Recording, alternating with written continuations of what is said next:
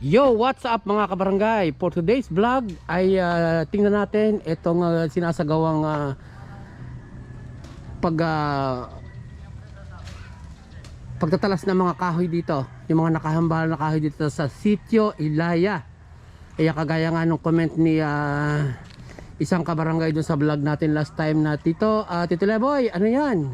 Sitio Ilaya yan, hindi Petra Santa Village. Okay, maraming salamat sa iyo. Nagkaroon tuloy ako ng idea sa pagbibigay ng caption at title sa aking video kabarangay. Maraming salamat sa iyo and special shout out sa iyo. So this time ay ito nga Sitio Ilaya ay nagsisimula na ang lalagay natin ng palitada ng daan sa sementohan na to in the near future, at talaga namang asap ito, sabi ni Kapitan, at para ito ay malagyan na nga ng magandang daan ang mga taga rito, at para pagdating ng tag-ulan ay hindi na maputik dito. So let's check it out, man. Doon ilagay. Sige, di naman nila ipapaksak sa akin. Ay, ikaw magpakakot, hindi. Ay, di, sa akin ko nadadalhin. Kung ako pa ang gagastos naman. At yung pala, pabagsak mo na.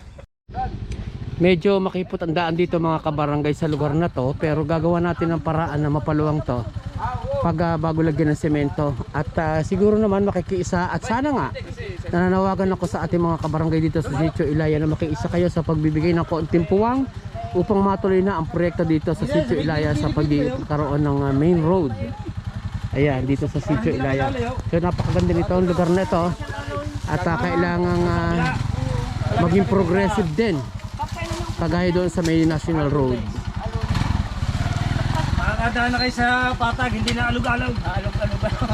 Oo, siya nga. Doon sa kayo paglaula, putay. Tsaka sana yung mga residente magbigay ng konti space para lumang-luang ang ating daan. Nakakaawa din yung mga bata. Kaya ako'y nasa dulo. Doon, kanabraya ngayon. So kayo pala yung nagawa niyan? Nagawa pala kayo niyan? Oh, makautayo ng kaunti. Kuya, nagawa ka na pala niyan, ano? Ano yung mga pinto ng bahay? Bubuan lahat. Sino pwede kontakin? Pagka gustong Wala na yan. Disconnected na yan.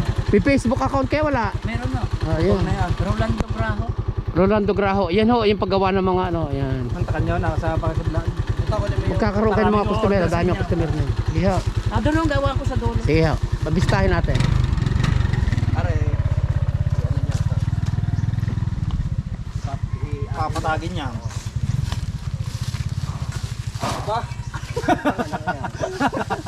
Parang dulay. Ay, ayaw.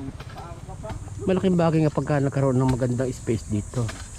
Pagbigay ang bawat kabarangay dito magbigay ng space. Gawa ng are, amin na nga are. Oo. Sana namin din na makukuha sa kabila. Kaya nga, tama. Magbigay naman sila. Oo, tama. Ay, paikot eh, lahat amin eh, bagay yung. Bay, biro mo, ang dami nyo makikinabang dito. Ang dami residente doon eh. Sadya.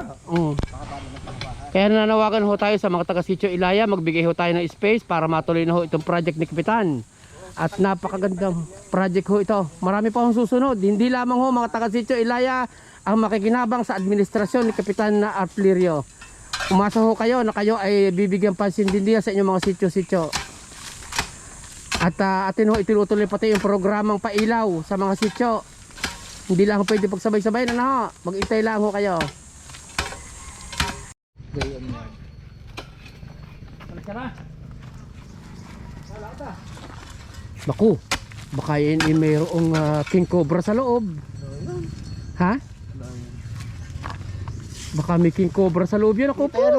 Yuhuy, nakakatakot.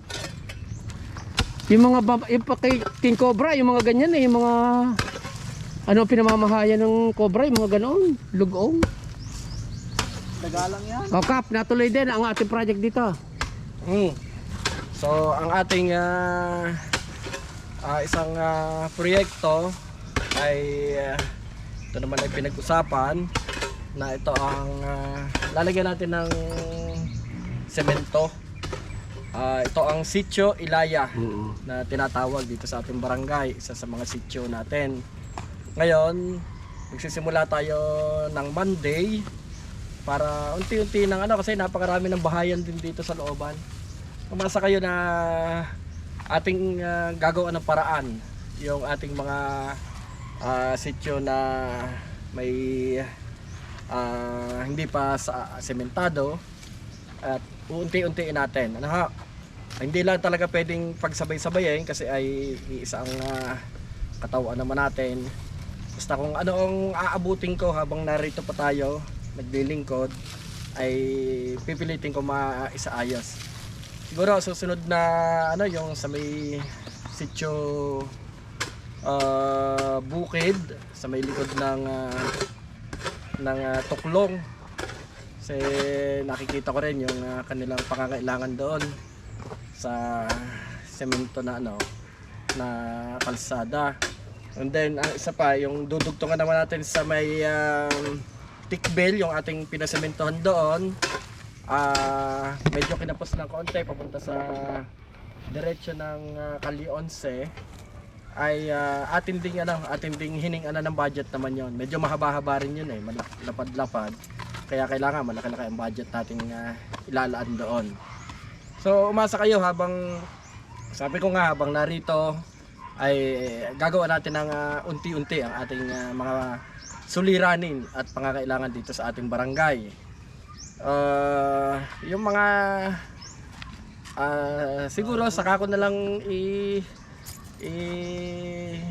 babanggitin yung mga tungkol sa agam-agam sa politika sa sa atin sa ngayon talaga ay ang isip ko ay trabaho muna, trabaho. Kasi hindi natin alam ang pwede pang mangyari. Malayo pa ang eleksyon. Tayo ay nalalaho ka na ng politika, yung ating pagtatrabaho. Pero hindi naman ako nagpapa-apekto diyan sa ganan. At basta habang may magagawa at matatapos ko ay tatapusin natin. At yung mga susunod aalagaan na laan nila at ipagpapatuloy yung ating mga sinimulan. Gusto ko lang ipakita na ganito ang tunay na nanunungkulan. Pinagkatiwalaan tayo ng ating mga mamamayan, so dapat ito ay ating suklian habang may makakaya. Kalimutan yung mga kahit na tayo siraan ng siraan, ay ganyan talaga ang politika. Siyempre kalabay-kalaban, yun nga ang sabi. So ang sa atin ay gawin lang yung nararapat na para sa tao at tayo ay makaka-move do sa progreso na hinahanap natin.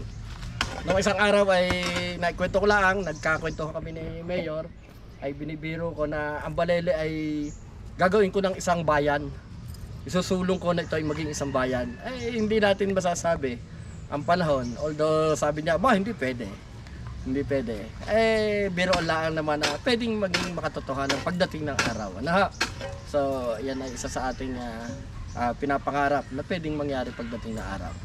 So, yun lang. At abangan pa iba pang mga proyekto na gagawin po natin.